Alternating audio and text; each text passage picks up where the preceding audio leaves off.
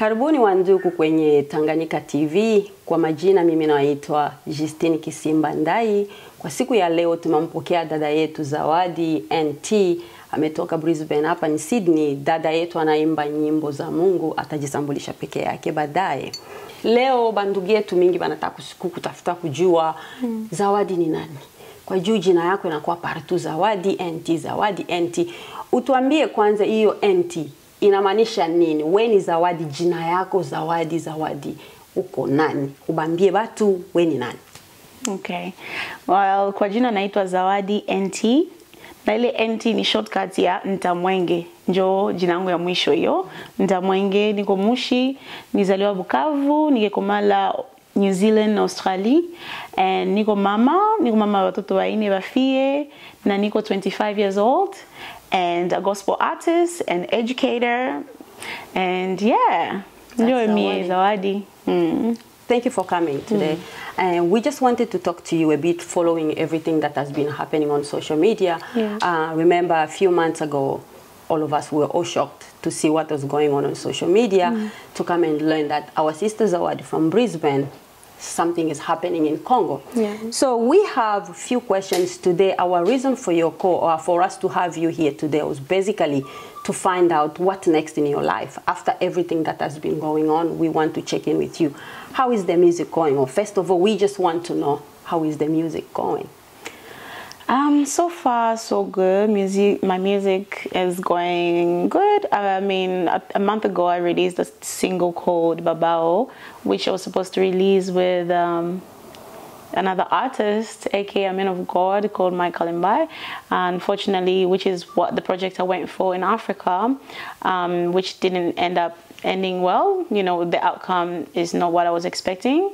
But yeah, I ended up removing, you know, that person's part of the song, and I released the song like that because it's God's work and I had to keep going. But yeah, the song is going really well. My career is going so far so good. Yeah. Okay. So you've mentioned that other person that you don't want to mention, but I think most viewers knows the person you're talking about is Pastor Kalambay. Yeah. So can you just give us a brief, just in brief, how did you get in touch with Kalambay? I got in touch with him through management team. You know, there's you mean your management team here? Yes. No, in South Africa. So I had a manager who is in South Africa, was managing me since I started, because I've been in this music industry for 1 year plus. And yeah, so through him, he got in touch with, you know, Kalambay and his team, and that's how I met him. We got in touch with Kalambay. Yeah. And then through your time in Kinshasa, do you feel like your music, the way you planned to release your music, was there anything that was deceived with the fact that Kalambay did not appear in your music? To be honest, I don't know how to even answer that question. It's like, you know, this song, first of all, he loved the song. He was really, really like, yeah, he was just really, really excited to be part of that song and to do the featuring with me. It's just he didn't end up showing up on the shooting. Yeah, we had a shooting date. You know, I spoke to him on the phone the night before the shooting, and he was like, yes, I'll be there. But on the day of shooting, he didn't show up. No phone call, no message, nothing. He just completely disappeared, and I didn't hear from him. And then after 2 days, I came to find out, he told me that, oh, I was at the shooting of, I'll just say Manjanja for now. I was at the shoot music, you know, we're doing live stream shooting for Manjanja, you know, the recordings that they were doing at that time. So I was a bit disappointed, because yes, I know it's that's also his work, you know, but also I was there. Look, this is someone who has left her children, her career, husband at that time, you know, everything. I put everything on hold, my life on hold, to go and work with this person, and for them to not turn up to a music video on the last minute, it was so disrespectful. It was disappointing. I was heartbroken, you know, because that was so unprofessional of him to do. Like, up to this point, I feel like, yes, he apologized, but, you know, yeah, it's just disturbing. Do you think that this is the first time he's done this, or in your experience, have there ever been other people that he has done this to, or this is just happening for the very first time? I'm not sure, to be honest. I'm not sure. I wouldn't know. But yeah. Okay. Did that have any impact on your music? I mean, the album that you went to release? It was a single, but yes, it did, because I feel like that song could have been a top hit. Let me just say, it could have been definitely, you know, with his part in the song, which I still have the song. Yeah. You know, if you guys want to hear it, it was a great song. Yeah. Really good. It could have been a hit of, you know, yeah. Ilikuwa nyimbo kabisa yenye ingepigiwa marking ingekuwa top number 1 nyimbo. Make hiyo nyimbo amkuirelease kwa juu ya hiyo mambo ilitokea. No, ile nyimbo siku-release juu hakukuwa mu video. Unaona, siku tulikuwa na shooting ya video hakukuya. Na ndio maana nilidecide, nikitake decision, nikisema pana, what I'm gonna do is ndatosha tu sauti yake, nikitosha parti yake, nikiacha yangu. Na ndio maana nikifanya nini, nike-release the song bila yeye juu. Hakuna gisi ningetosha nyimbo sauti ya mtu iko ndani me haonekane mu video, na deja nilikuwa nilifanya ma dépense ya kufanya nini, ya ku make sure ninafanya video na nyimbo na mtu iko pale. Ndio maana nilikuwa like no, nikikamata ile decision ya kusema pana ndaitosha tu nyimbo bila yeye. Okay. Yeah. Sasa Zawadi, tunataka kujua kwa juu, najua everyone around the world, bakongole banduku yetu yote ya Kongo bako banajiuliza, people want to know now. After kila kitu yenye ilifanyika, okay, tukikurudisha back kwa juu, kila mtu anajua mlikuwa separe na bwana yako, mshafanya separation, make utuambie kwanza sasa dynamic ya familia yako, wewe na bwana yako na batoto yako, how is the life now after the separation, because people want to know. Yeah. Well, right now, I mean, we're co-parenting, and in a way of like maybe like weekendi biko na bababo, weekend nyingine kule na kuya batakuwa na mie, lakini Monday to Friday wanakuwa na mie as the mom, unaona. Enjoy ile kuma weekend wanakuwa wanaona bababo, and I feel like it's working really well for both of us. You know, he's happy, I'm happy, we're happy being apart. You know, I mean, yes, it might sound, you know, harsh, but yeah, we're doing good. We're doing good. You know, tuko warafiki, friends, and we're still a family, but in another different way. Yeah. So, how is your relationship with him? I mean, your husband. My ex-husband. Yes. It's just. Are you still ex? Have you divorced or you separated? Tuko separated. We haven't. Yeah, we are divorced yet. Okay. Me, tuko separate. Yeah. He lives somewhere else. I live at home with the kids. Yeah. Relationship yangu ya me na ex-husband yangu tuko warafiki. You know, the way friends can be. You know, tunaongeaka na nipatia mashauri on this, on that, and we call it a night. So right now tuko warafiki mzuri. Yeah. Tukikurudisha tena Zawadi, what was the reaction of your family? Personnel, family yako personnel. Mama yako, badada yako, bakaka yako. How was their reaction after hiyo mambo itoke? Bote balikuwa furious, antuka bakufurahi. Unaona, ni maneno ilikuwa just traumatizing, you know, for everyone, not just for the family, but the community, the church. But what, you know, it was something ilikuwa shoke, and definitely up to now, mamangu ngala na recover from it. You know, she's very disappointed in me, especially. You know, but yeah, we're still healing and learning how to just move on, you know, with our lives. Yeah, it was a really difficult time for the family. Do you feel like your meeting up with my Kalambay has ruined your reputation or your family reputation, or is there anything that you feel in that sense? Yeah, definitely may destroy my marriage, my career, my reputation as a woman, you know, self-worth, respect, and just a lot. Antuka ilini destroy, ilini haribishia mambo mingi sana. You know, I had a bright future, and I feel like mambo ili happen mugisi, like the devil alitumikisha yeye kuni pull down, because the devil anajua alitumikisha yeye. Yeah, not me at the end, but you know, angalia yeye ndio pastor, yeye malinifata, unaona. Mimi sikumfuata. Ingekuwa nilimfuata ningesema shetani alinitumikisha. Alinifata akaniambia ananipenda hivi na hivi vya vile tu.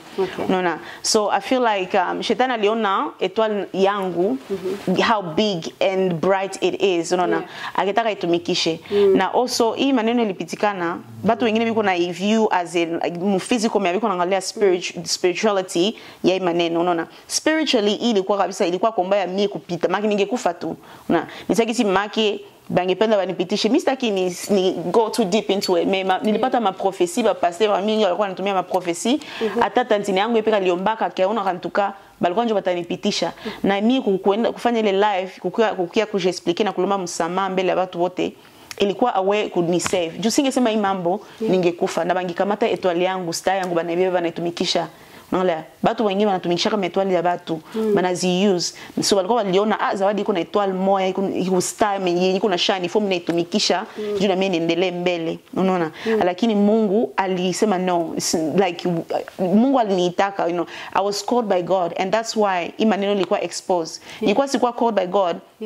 Hii maneno ingebakia in secret, ingebakia just, you know, mnasikia tu mtu fulani alikufa, how unaona tu maisha yangu inakuwa difficult, maki mimi inakuwa maisha just not good life, unaona.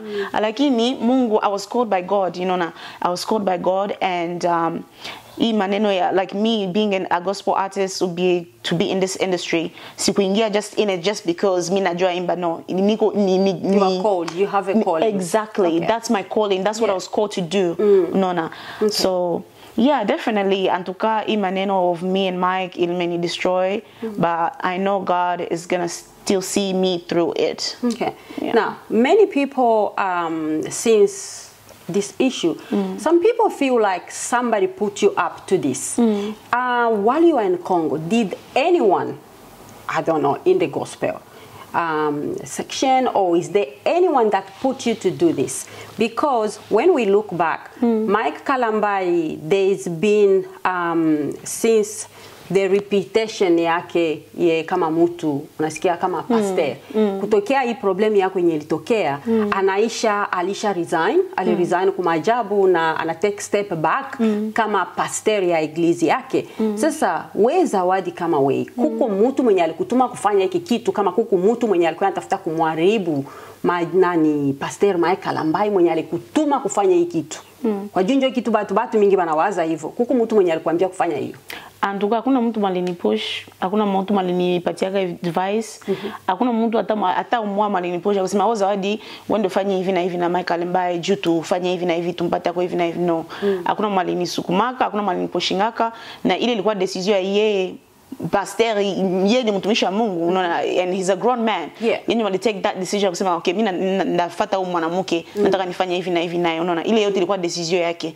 And for people ubie tuseme yeye kukamata ile idea kusema ilikuwa plan, I feel like that's really, sorry to say, but it's childish, you know, like it's very childish as a grown ass man, you know, a man of God first of all. That you cannot blame, you know, people for the decisions that you make or the mistakes that you've made in your life on other people. No, it's not okay. So hakuna mali mposhingaka, hakuna mali mtumaka, yeye anifate, aniambia hivi na hivi. Donc ile ilikuwa yeye mwenyewe.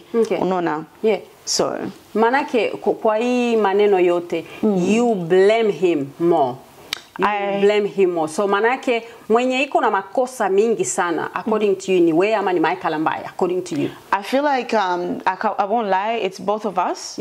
Because sali nifata na me as a woman ningesema no. But I feel like nilikuwa na pressure, ile pressure ya kwa like ni Mike, unaona. Nilikuwa na ile pressure, I was intimidated, unaona, like so he's influenced by his name and the person that he is. Nilikuwa very intimidated, you know. And that's why it was easy for me to just be like, okay, no, sali niambia okay, mimi nakupenda whatever, na mimi can just go with the flow.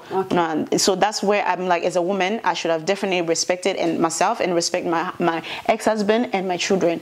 Me with that, nilikuwa someone I didn't think sikuwaza twice or three, you know. So and that's where I'm disappointed in myself and toka kwa ile part. But mostly I blame both of us, you know. I don't blame him, I blame both of us. Shivo tulifanya makosa, shivo tulikamata ma decisions zenye zilikuwa bien. Unaona, especially as a married, you know, woman is pastor. Unaona. Manake sasa kitu ingine nitauliza about your children. Do you have any fear that ibi bitu batoto wako batakia kubiona in the future? How do you think about that? To be honest, I don't think about it. I don't think about it, and I feel like even if one day banakia viona and banona ivyote kuma social media, I feel like they will understand.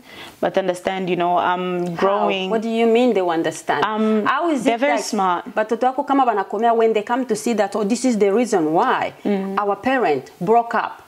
To be honest, me and my ex-partner had to break up because of this issue. Oh, okay. That's where I consider my Kalambay nyuma to break up. Already things, you know, ilikuwa just to try to work things out, you know.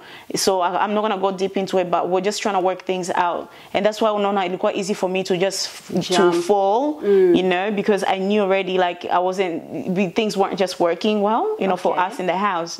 You know, already okay, we give ourselves this date by this day. If things is not going well and we're not working things out, and then we're gonna go our own way. Manke mulikuwa deja na plan ya divorce. But I got divorce, me tulikuwa na plan ya could just separate. Okay. Unaona.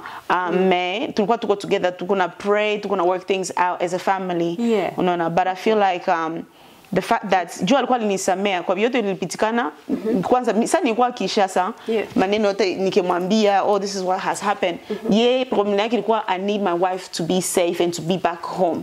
That was his worry. He didn't think about, oh, my wife may cheat, even no. I was like, I need you to come back home safe.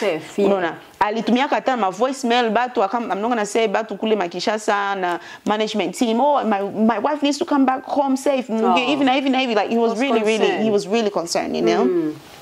So yeah, he was really concerned, and long story short, as you asked about the children, I feel like they're gonna understand. Very smart. Yes, they're women, and I'll explain to them when they grow exactly what happened. But deep down, already, we need for us to separate. You know, it was not because of that issue that has happened. Ju alikuwa alinisame, alikuwa alinisame tukaanza ishi together as a husband and wife. Tulikuwa tu bien, but I feel like ilikuwa the reason tulikuwa sa ku separate is the pressure. Balikuwa namchamba nje sana. Ainjo unaweza bakiana na mwanamke mwenye anakufanyia kitendo ya hivi na hivi. Unaona. So I feel like the social media and really push ikimpatia that pressure, you know, and it became like a public shame, you know, instead of private shame. Everyone. And I feel like that's why I blame my Kalambay's team and those people that when you release the video, it was never me. You know, it's something that me and my husband, we tried our best to keep secret and private, and it was same for mine. I don't know why, but I feel like they were also pressured due to the information that was being linked inje. Out of the way. So yeah, you know, when it became a public shame, Joe to take decision. Like I was saying, liniacha, obi mimi nimwacha. No, to come together. We even cried. This is for the best. We knew that it's the best thing that we're doing for our children, you know, because in haikuwa bio nasikia mtu amekufa due to, like, you know, just certain things. So some things, you know, us being separate, I think it's for the best for both mental health and our happiness. Okay. Another thing, going back to Pastor Mike Kalambay, I remember during your interview, the very first live that you did, you said you were not hakukuwa na mimba. Hakukuwa na mimba kwa hiyo wakati. Lakini apre pale kapita masiku tunakuwa kuona tena Zawadi, Zawadi iko na mimba. Zawadi, unaweza kutuclarify hii mimba ulikuwa nayo tuko wapi? Where are we now with that pregnancy? All right. Well, what happened was, nangalia mtu iko ku early stage ya pregnancy. How haikuwa kibie kuambia watu, niko na mimba. How yeneza ta, let's say 2 months, 3 months unaanza to announce niko na mimba. Inakuwa bad luck. Unaona, kwa jua yake what's going to happen between ile 4 months, 3 months of the stage of pregnancy. Maybe inaweza toka, unaona, maybe unaweza gonjwa, whatever, unaona. So haikuwa kibie ku announce unless mtu iko ma 5 months, 6 months, 4 months. So me nilikuwa niko really early stage at that point. Nilikuwa sieneza ta 3 months, unaona. So I felt like it was safe for me not to say kusema kama siko mimba. Because hata mwenye nayo alikuwa aliniambia twende ku pharmacy tuze dawa, nikunye dawa initoe, unaona. So sana nilikuwa nikikatalaka nikwambia okay, mimi peke naenda ku pharmacy niuze dawa nikunye. Nasikia juu pale juu nilikuwa nilidozaka, maki nikimkuwa nampiga kama sketch unaona nikiwaambia okay me don't worry leo ndakwenda ufamasi niuze dawa nikunye. Maana yake hii unaongelea ilikuwa wakati ulikuwa Kinshasa ama maana yake nilikuwa Kinshasa. Mike Kalambay alijua kama uko na mimba wakati ungali Kinshasa. Alijua. Juu nimwambiaka tulikutana naka nikimwambia hey siku najisikia mzuri niko nasikia hivi kichwa usingisi hivi na hivi unaona ndio akisema okay well tunaweza enda kwa pharmacy uuze ndakuzia dawa mwa hivi ukunye. Sasa mimi nisikia vile nilikuwa at that point nilikuwa si trust nobody nikishasa niko ndani na deja alikuwa alikuwa ni hurt, so at that time anajua kama mtu mwenye this is a living proof of what I have done, the damage nimefanya, so nikisema nikikunya dawa ananipatia simu trust maybe anaweza get rid of me, maybe unasikia Zawadi alikufa au mtu alilala kulamuka, so nisikumtrust juu nifanye nini niitike ile madawa zake za kwa anasema atanipatia nikunye. Okay. Sasa na kitu kingine Zawadi, hii problem yote inatokea. Kwa juu kila mtu yuko na jijema yake. Kila mtu kuku batu benye bana believe benye nabambia na kuku batu benye ba believe benye nabambia. How do you plan on clearing your name? Utaklear jina yako je hii problem hii? Simply that's God's work. Ndio vile nasema. Ile ni kazi ya Mungu kufanya. Mimi mwanadamu siwezi fanya kitu. Mimi kazi yangu ni kuomba, focus on prayer and raising my children. Nisikuwe distracted because distraction iko mingi sana. Unaona ziko na nikuia left and right, but you know as a gospel artist, as a mom, as an educator, I need to make sure I stay focused. You know maombi ndio itanisaidia na Mungu yeye atafanya kazi unaona. So as a human being sina hata yote ya kufanya kusema onda clear nangu. Kwa juu maisha mwangika. Afu kitu ingine Zawadi, tukiende back siku yenye Mike Kalambay alifanya live. Ile live yake je crois wakati moya yenye uliposte kama mimba inatoka. Mu live yake alisema atarudilia kuongea njoo ya historia yako na we sasa ukareply ukasema in your word in along the way unasema kama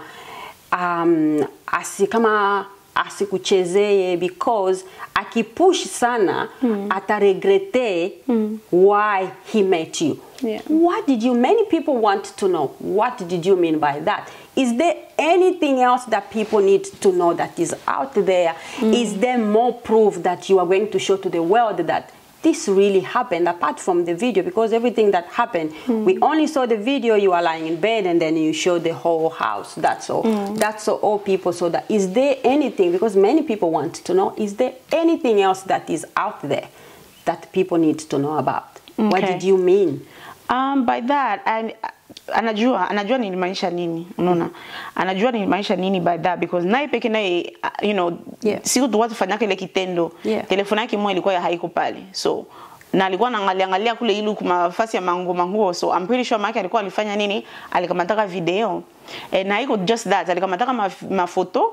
Alikuwa nataka nikamate mafoto yenye maki unaona angalia sorry to say za buchi mtakala maki alikuwa nataka nikamate mafoto na tukamate mafoto nini ya saa manguo. Mimi nikatalaka mwanaume akamata alikuuliza vile hakuniuliza, alikamata tu telefone tu mkitanda akikamata telefone akaanza tu record. Nikimkatalia nikiganga kabisa, nikimkatalia akianza kamata zo by force. Nitulianza kumbana hata mkitanda nikikamata telefone hivi nikianza delete mafoto za alikuwa kamata miaka mbili. Na kizuri alikuwa hakunaona kitu kule unaona, so oui foto ziko kwenye mimi na tulikuwa mkitanda na tukafanya ile kitendo ya uzinifu unaona.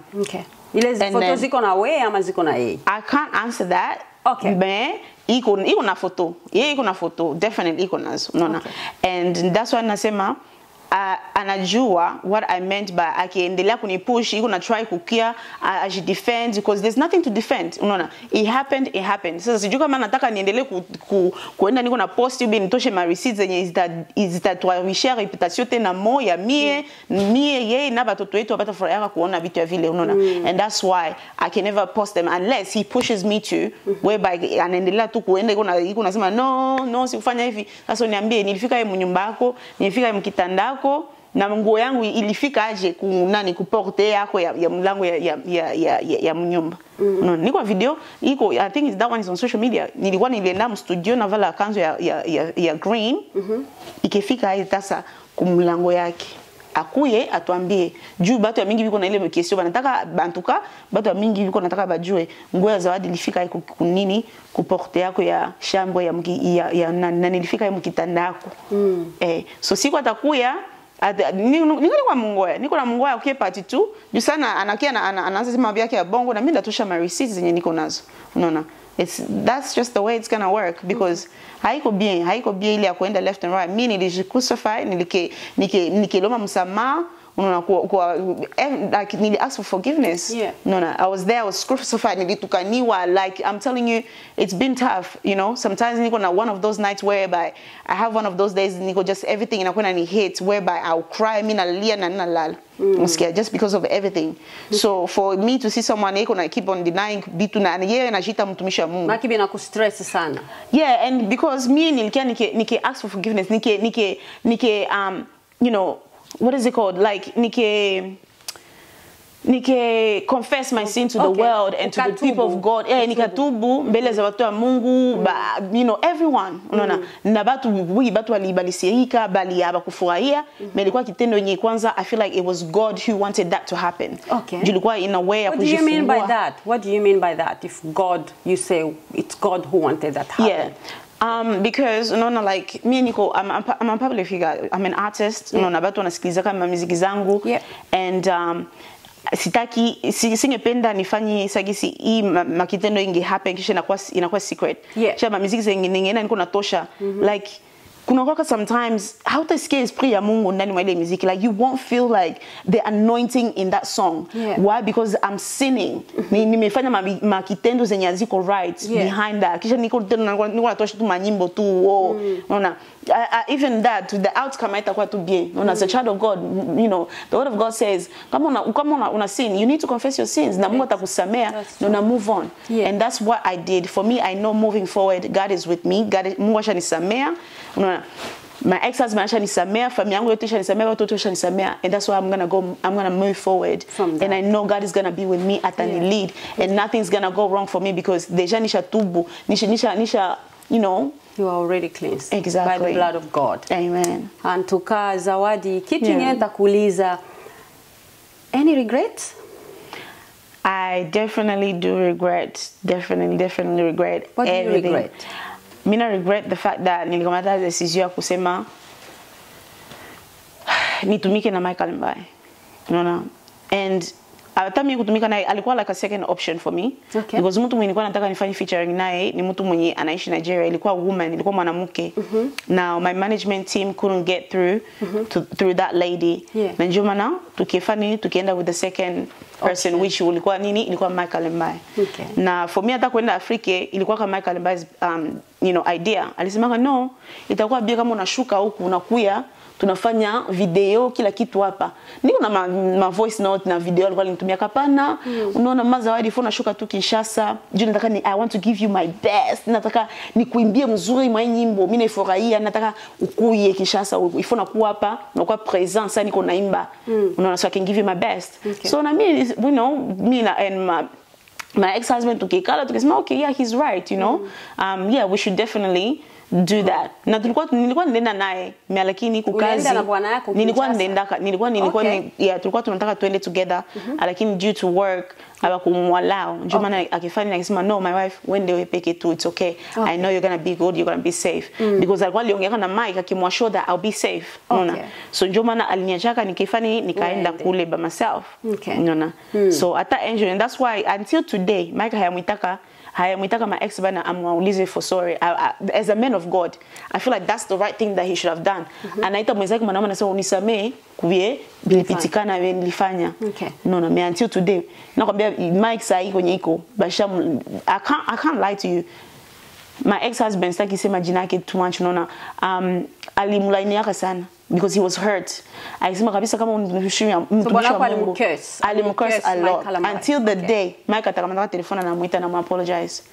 Aliongea kama maneno mingi on top because of the pain. Aliongea maneno mingi peke yake akumongelesha Mike hiyo maneno. Hiyo maneno ilikuwa kwake tu peke yake. Yeah, ilikuwa kwake whereby me as a woman nilikuwa pale niko nasikiliza kisa alikuwa anaongea na ile pain. Yeah. Na kwa juu anakuwa mtu kabisa Mungu anamsikilizaka sana. Ni mtu mwana life yake ni ya maombi. Ni mtumishi wa Mungu na yeye? Yes, yeah. Okay, how did that make you feel when you remove wakati ulimwona iko? Nilikuwa try kumstop, you know. Yeah, because it was not nice, you know. Alikuwa na mkesi wakati. Alikuwa na mkesi. Alikuwa anaomba, alikuwa anafaje, wala anasimama tu anaongea, alikuwa na mkesi je. Tulikuwa ku telefoni na watu wa manjanja, watu wenye banatumikaka na mic, watu ya kote yake. Sasa alikuwa na vice anamwambia mimi sifurahi venye bwana alifanya and sikuwa tanitaka apologize na njoo sikuwa tunaka things will go right for him in his life. Until siku yeye until the day ananiita na niloma msamaha, nothing, he will never see anything good in his life. Okay. Alizimaka very, you know, na because kitendo ilifanyika, it's really it's abomination, you know, it's abomination. Ni kitendo. Okay. So na Mungu anakuwa nasikiliza ule mtu mwenye alikuwa the big, tuseme the victim. Okay. Yeye ni victim. Okay. Tulimuhurt. Exactly, ni victim. Sasa bwana yako Mike anabeba kote, anasikia mbaya sana kwa Mike Kalambay kwa juu wewe ushaomba msamaha. Is that the reason why? Yeah, na ananijua siko mwanamke mwenye mimi nitikaka tu fwa. Unaona, anajua niko mwanamke mwenye mimi I respect myself. Mimi najiheshimiaka na mimi ku fall on scene, anajua huyu haiko mwanamke, haiko bibi yangu mwenye alipenda hii kitendo ifanyike. Unaona, because ananijua, you know, I respect myself. Alikuwa mwanaume wa kwanza mimi kutoka naye. Unaona. Yeye Mike? No, nani my ex-husband alikuwa my first, you know, man. Okay, maisha. Nikutana naye mweni naye. No. And yeah. Okay.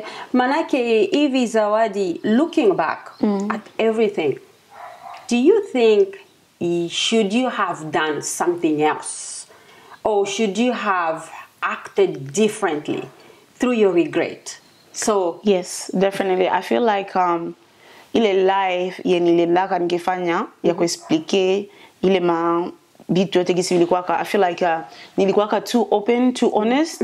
Unashiba tu abulaya we tunakomana na hii honest na hii just, you know, like atujua kwa vitu wenyewe unasema na wenye hawezi sema. Unaona, sasa mimi grow na ile spirit na mimi nakuwa mtu wangu wa kuongea, mimi nakuwa just open, mimi nakuwa free. Unaona, sikuwa mtu wa left right, no, mimi nakuwa just point on. So you regret saying everything you said on the very first live? The way I explained, the way I explained things, I feel like maybe you keep some things a bit close, you know, private and just off the social media. So you regret saying everything openly. Openly, and the way, you wish you didn't.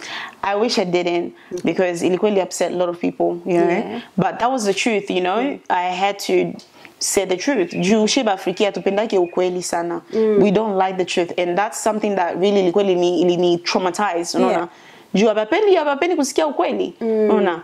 So even in my family, say maneno litokaka when the first headline kama ilitokaka, Mike alirape Zawadi.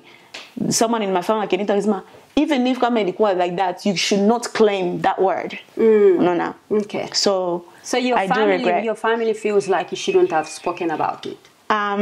Yes, they didn't support, you know, that idea. My husband at that time ali support the idea of me going live. Yeah. No. I guess honestly, what happened was not okay, was not good. Definitely, I support you on what you do. Ni mtu malikuwa anani support mukila kitu yote nilikuwa nafanya, because it was at the end of the day ilikuwa God's work, unaona. Yenye mlikuwa mnafanya together.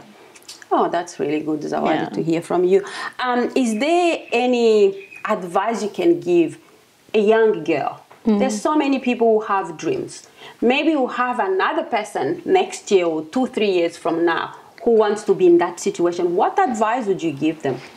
The advice I could give right now to the youngies is that put God first in everything you do. Prayer especially, you know, God, prayer. Yeah. It's going to work really well, you know. And I feel like for me to get to the point where I got, especially with that issue, I feel like nilikuwa have lack of prayer a little bit. Kulikuwa time when nilikuwa na lack of prayer. I feel like nilikuwa strong in prayer. I won't lie to you, nilikuwa nilotaka ndoto. Before niende Africa, nilotaka ndoto. Nikilotaka Mike anakamata kisu. Alikam close to me. Sababu mugabarafi tuko naongea tu, tuko bie tuko nacheka whatever. Akikamata kisu akeniingiza mtumbu. Msikia Hiyo nilotaka ndoto avant uende Kinshasa. avant niende Kinshasa. Okay. Nikilamkaka nikimwambia my husband, mimi nalota ndoto hivi na hivi na hivi. Asema maybe akose ni mafikiri tu bie, you know, hawikamata serious. Mesa kumbi if I knew, if ingekuwa nililamkaka nikiombea ile ndoto, I feel like God angenipatia more signs and warning. Okay. Mais déjà hata before niende Africa, déjà ko, you know, kuko watu wengine tu close like family, my boss tuseme, alikuwa anasema Zawadi, I don't have a good feeling of this. I don't think you should go to Africa and do, you know, that featuring. No, but for me, ninakuwa mtu mwenye very passionate about my work. Like when I want to do something, I need to do it. Go for it. Okay. So njo hivyo nikiava kile dream, Mike ananiingiza kisu kabisa mtumbo. Alikia like sa rafiki alikia bien, you know, he was good, he was nice, and then boom, akiniingiza ile kisu. And I feel like that right now, looking now, I feel like yeah, ile kisu ilikuwa inamaanisha a lot of things, you know. Okay. Look at me, my career, my reputation, my marriage. Deja ile kisu aliniua na ile yote ni kuniua tu deja. Unaona? And thankfully, I feel like ile pia physically inge happen. Me Mungu ndio alinisauve. Malgré ile kisu yenye ulilota ulienda tu. Because I was told about no, iko sa nimbitu tu ya mandoto tu zinakuja mafiki or you're just maybe scared hivyo tu na mimi sikuyombeaka. But I feel like if I was strongly in prayer with that dream, Mungu God could have spoke to me and be like, no, don't go. No. Okay. Like na shetani kabisa lipiganishaka for me to definitely, a lot of things was happening. Nipashaka enda avant. Nipashaka enda October. My problem tu zikienda zikuwa tokea left and right. Maki for me kuenda Afrika ilikuwa kitu niliforce, but I feel like God didn't support the idea. Mungu akupenda niende Afrika, mimi kimwanadamu niliforce, and that's why hii maneno nilifikia. Because I didn't respect the signs and also the dream, and that, you know, God alikuwa alinitumiaka. Okay. Unaona, so okay. Yeah. Eske uko na kitu unaweza mwambia Mike Kalambay? Honestly, no. But I would just say my message kuye is that aogope Mungu. Mike, and I need kuogopa Mungu. Antuka, if I want to respect God, na ajeshimie as well as a man of God. Because I feel like ye kutana na mie nilikuwa like a wake up call for him. Unaona, kwa watu wengine Mungu anaweza kutumia mtu mu life yako jua akuteach a lesson na wake, akupatie, you need to wake up. So I feel like I was a wake up call for him to get serious mu vitu ya Mungu. Unaona, he needs to, so I was a wake up call for him to be serious. He better wake up, because if he doesn't, Mungu atamu. Yeah. Because Mungu anakuwa vile kama anakupatia first chance, second chance, third chance, unaendelea kuacheza, anakueliminate. Unageuka saa antuka unakuwa unapita, sorry to say this, unanuka saa mavi. Mungu atamtosha, atageuka saa mavi. Unaona, so that's why my message to him is that he needs to fear God, get serious with, you know, the things of God and the work of God. Yeah.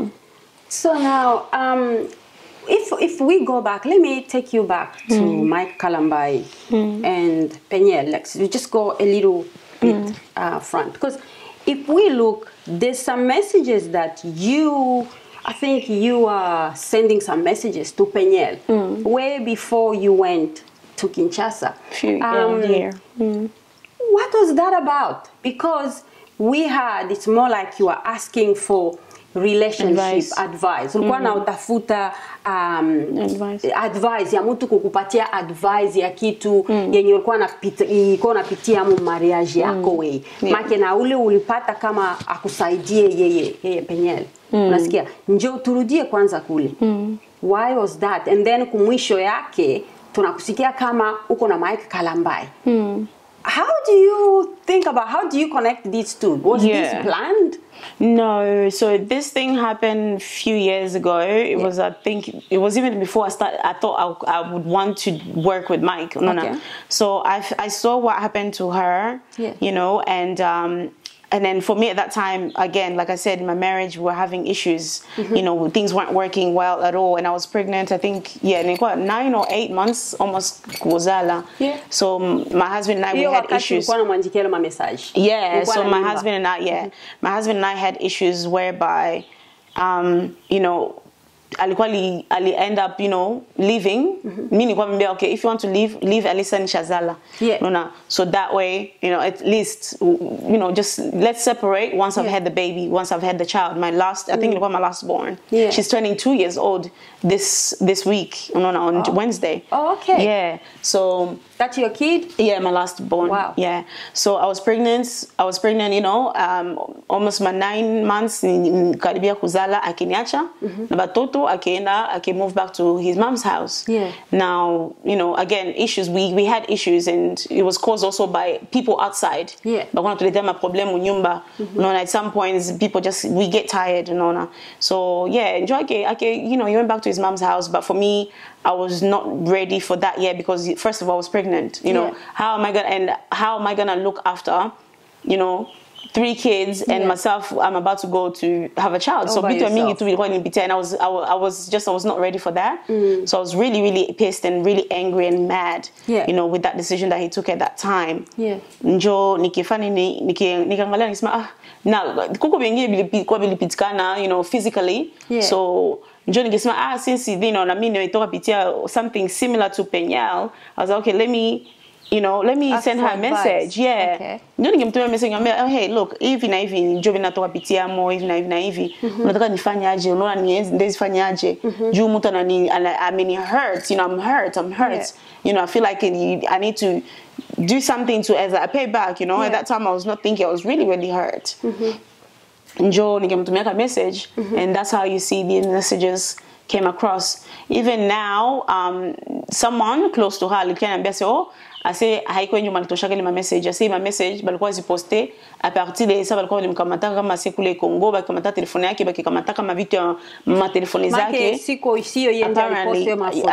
Me I was told ase haiko yeye malizipost ni batu benye balikuwa obviously deja Mike alikuwa aliniulizaka, do you talk to Penyal? Sasa nilikuwa niko Afrika, niko mgari naye. Why do you think he asked you that question? Yeah, so aliniulizaka ile question, ça deja maneno ilikuwa ilishaanza tokea. Akinipoza question, na imagine that was after tunatoka mstudio tumefanya uzanifu, ndio akiniuliza ile question. Hey, do you talk to Penyal? Nikimwambia no, nishongea just nimtumia message once. And that's about it. Okay. Yeah. Okay. So thank you, Zawadi. You've really clarified everything with everyone, and I hope that people are more clear on everything you've said. Is there anything else you can add? Anything else you want to add? No, there's your music-wise, anything you want to talk about your music, anything you want to talk about your future? How does the future looks like? I feel like the future is bright. It's very bright. It's looking bright, you know. It's looking bright in every it's just looking bright. I mean, soon niko natosha nyimbo yangu yengine inaitwa Intouchable. Intouchable. Untouchable. So that song niliandika sasa nilikuwa niko Kishasa before hata nikutana na Mike. At that time nilikuwa niko close to Michelle Bakenda, because we are really good friends. Na nilikuwa nilienda concert yake and all of that. So yeah, nikifanya featuring na Michelle Bakenda. Okay, that's the plan for next time. You want to do a featuring with Michelle Bakenda? No, already it happened. It happened before. Yeah, it happened before even some Mike alikuwa kwa USA. So nikiona iko na waste my time a bit, nikisema okay, acha niingie studio na Michelle Bakenda. Because Michelle Bakenda deja tuko rafiki before even I went to Africa. Okay. So we had that friendship relationship. Njo tukiingia studio, tukiimba nyimbo Intouchable, tukifanya featuring na video, tulifanyaka everything. Oh, maana kuna inaongwa tu ni. Yeah, tuliposha itosha hii month, this month, lakini due to vitu too much noise, tukisema no, let's hold back. Tungoe Elisa vitu it's quiet, and then we can release the song. So hii yote ishatokea. How is your relationship with Michelle Bakenda? It's good. It's okay because Michelle Bakenda alikuwa very close to Mike. Yes. And say maneno litokea, all he had to say alisema tu hakusema much, but alikuwa shoke. You know, alikuwa shoke because ananipendaka not in a way ya bibi na bwana, ananipendaka as a sister. Ananipendaka kabisa vraiment. Michelle Bakenda ananipendaka kwa juu tuliona kama video alipostaka. Yes. So yeah, alikuwa disappointed. Alikuwa